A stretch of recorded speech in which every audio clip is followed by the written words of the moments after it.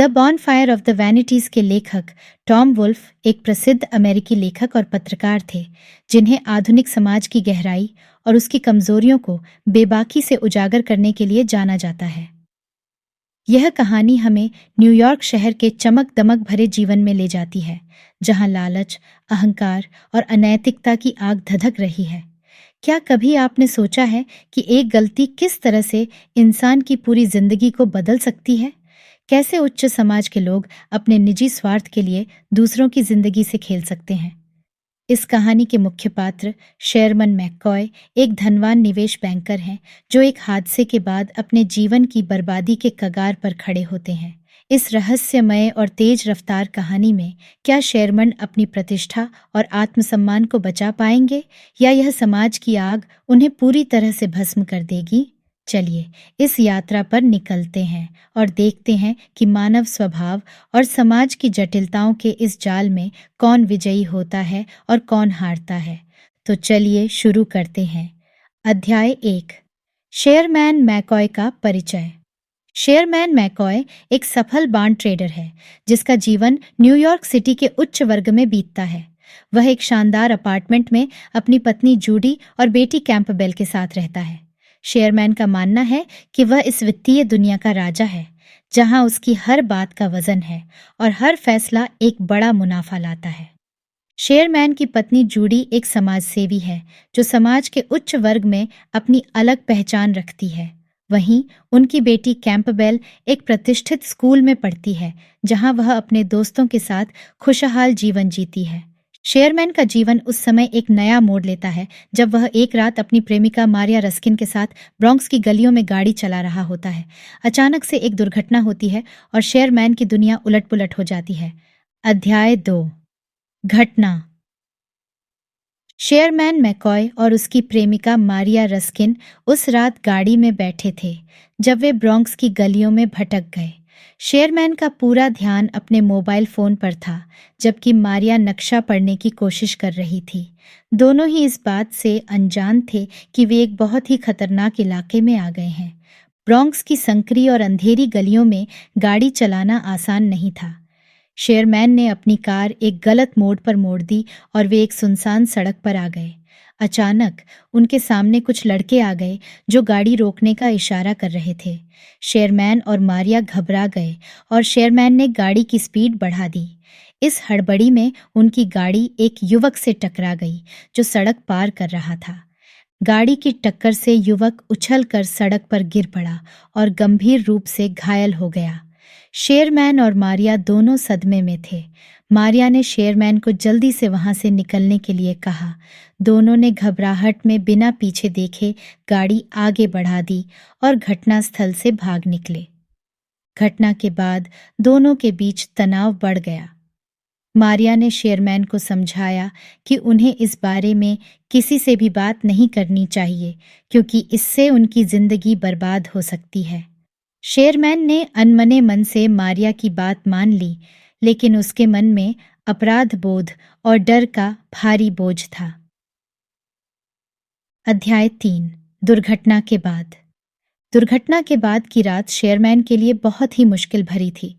वह बिस्तर पर करवटें बदलता रहा, लेकिन नींद उसकी आंखों से कोसों दूर थी। उसके दिमाग में वही दृश्य बार बार घूम रहा था, उस युवक का उछलकर सड़क पर गिरना, मारिया का चेहरा जो डर और घबराहट से भरा हुआ था, और उनकी गाड़ी की तेजी से बढ़ती स्पीड। अगली सुबह शेयरमैन को ऑफिस जाना था। वह हमेशा की तरह तैयार हुआ, लेकिन आज उसका आत्मविश्वास डगमगा रहा था। ऑफिस पहुंचते ही उसने देखा कि वहां सब कुछ सामान्य था। कोई भी उस घटना के बारे में बात नहीं कर रहा था। उसे थोड़ी राहत मिली, लेकिन यह राहत ज्यादा देर तक नहीं टिक पाई। शाम को जब वह घर पहुंचा तो उसने टीवी पर खबर देखी। ब्रॉन्क्स में हुए एक हिट एंड रन केस की रिपोर्टिंग हो रही थी। एक युवा अश्वेत व्यक्ति गंभीर रूप से घायल हो गया था और उसकी हालत नाजुक बनी हुई थी। पुलिस मामले की जांच कर रही थी और गवाहों से पूछताछ कर रही थी। यह देखते ही शेयरमैन का दिल जोर जोर से धड़कने लगा। उसे लगा कि उसके सारे पापों का पर्दाफाश हो जाएगा। इस बीच मारिया ने उसे फोन किया और पूछा कि क्या वह ठीक है। शेयरमैन ने उसे बताया कि वह बहुत चिंतित है और उसे समझ नहीं आ रहा कि क्या करे। मारिया ने उसे शांत करने की कोशिश की और कहा कि उसे अपने आप पर नियंत्रण रखना चाहिए। अगर वह घबराएगा तो लोग शक करने लगेंगे। शेयरमैन ने मारिया की बात मानी, लेकिन उसका मन अभी भी विचलित था। अध्याय 4, कानूनी परेशानियां। जैसे जैसे दिन बीतते गए, मामला और भी जटिल होता गया। पुलिस ने उस क्षेत्र के सभी सीसीटीवी फुटेज खंगालने शुरू कर दिए थे। शेयरमैन की चिंता और बढ़ गई जब उसने सुना कि पुलिस ने कुछ संदिग्ध वाहनों की सूची बनाई है और उन पर नजर रख रही है। एक दिन जब शेयरमैन अपने ऑफिस में बैठा हुआ था, उसे एक फोन कॉल आया। कॉल करने वाला कोई और नहीं, बल्कि एक वकील था जो उसे कानूनी सलाह देने के लिए संपर्क कर रहा था। शेयरमैन ने वकील की बातें सुनी और उसे समझ में आया कि मामला बहुत ही गंभीर है। वकील ने शेयरमैन को बताया कि अगर वह खुद को बचाना चाहता है तो उसे तुरंत एक अच्छे वकील की जरूरत है। शेयरमैन ने इस पर सहमति जताई और जल्द ही एक नामी वकील से संपर्क किया।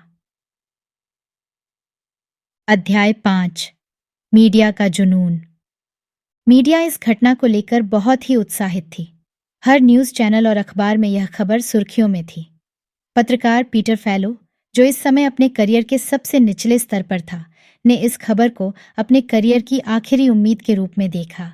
पीटर ने इस खबर पर काम करना शुरू किया और जल्द ही उसने शेयरमैन की गाड़ी और उसकी गतिविधियों के बारे में जानकारी जुटानी शुरू की। पीटर ने अपनी खोजबीन जारी रखी और शेयरमैन के जीवन की हर छोटी बड़ी बात को उजागर करना शुरू कर दिया। इस दौरान शेयरमैन को चारों ओर से दबाव महसूस हो रहा था। वह अपने ऑफिस में काम पर ध्यान नहीं दे पा रहा था और घर पर भी उसका मन अशांत था। उसकी पत्नी जूडी को भी इस बात का एहसास हो रहा था कि कुछ गड़बड़ है, लेकिन शेयरमैन ने उसे कुछ भी बताने से मना कर दिया। अध्याय 6, शेयरमैन की गिरावट। शेयरमैन का जीवन अब पूरी तरह से बिखरने लगा था। उसकी वित्तीय स्थिति भी खराब हो गई थी। उसके बॉस ने उसके काम पर सवाल उठाना शुरू कर दिया था और उसके सहकर्मी उससे दूरी बनाने लगे थे। शेयरमैन को यह समझ में नहीं आ रहा था कि वह इस संकट से कैसे बाहर निकले। इस बीच उसकी पत्नी जूडी ने भी उससे सवाल करना शुरू कर दिया। जूडी ने कई बार शेयरमैन से पूछा कि आखिरकार वह किस समस्या से जूझ रहा है, लेकिन शेयरमैन ने उसे कुछ भी बताने से इनकार कर दिया। जूडी का संदेह और भी बढ़ गया जब उसने मारिया के साथ शेयरमैन की बातचीत को सुना। जूडी को लगा कि शेयरमैन के जीवन में कुछ बड़ा चल रहा है और वह उसे छिपा रहा है। शेयरमैन की गिरावट का एक और कारण उसकी मानसिक स्थिति थी। उसे लगातार डर और तनाव का सामना करना पड़ रहा था। वह हर समय चिंतित रहता और उसे हर वक्त यह लगता कि कोई उसके पीछे लगा हुआ है। उसने कई बार खुद को यह समझाने की कोशिश की कि वह निर्दोष है, लेकिन उसकी आत्मा उसे कभी चैन नहीं लेने देती। अध्याय 7, अदालत का ड्रामा। जब मामला अदालत में पहुंचा तो शेयरमैन को यह समझ में आ गया कि उसकी जिंदगी अब पहले जैसी नहीं रहेगी। अदालत में वकीलों का तर्क वितर्क और गवाहों की गवाही सुनकर उसे अपनी स्थिति की गंभीरता का एहसास हुआ। शेयरमैन के वकील ने बहुत कोशिश की उसे बचाने की, लेकिन मीडिया और जनता का दबाव इतना ज्यादा था कि उसे न्याय मिलना मुश्किल लग रहा था।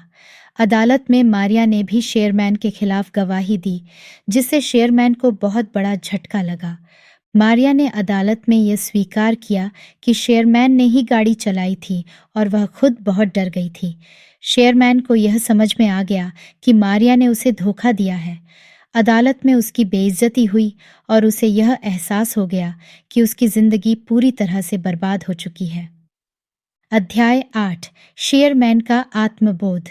अदालत की कार्यवाही के दौरान शेयरमैन को अपने जीवन का गहन आत्मबोध हुआ। उसने यह महसूस किया कि उसकी सारी समस्याओं का मूल कारण उसका अहंकार और लालच था। उसने अपने जीवन में जिन मूल्यों को अपनाया था, वे सब नकली और बेकार थे। शेयरमैन ने अदालत में अपने गुनाहों को स्वीकार कर लिया और उसने यह भी स्वीकार किया कि वह इस पूरे मामले के लिए जिम्मेदार है। उसने अपनी गलतियों से सीखने की कोशिश की और यह संकल्प लिया कि वह अपने जीवन को एक नई दिशा देगा। आशा करते हैं कि यह कहानी आपको बहुत पसंद आई होगी। ऐसी और कहानियाँ सुनने के लिए जुड़े रहिए हमारे चैनल स्टोरी यूनिवर्स के साथ। धन्यवाद।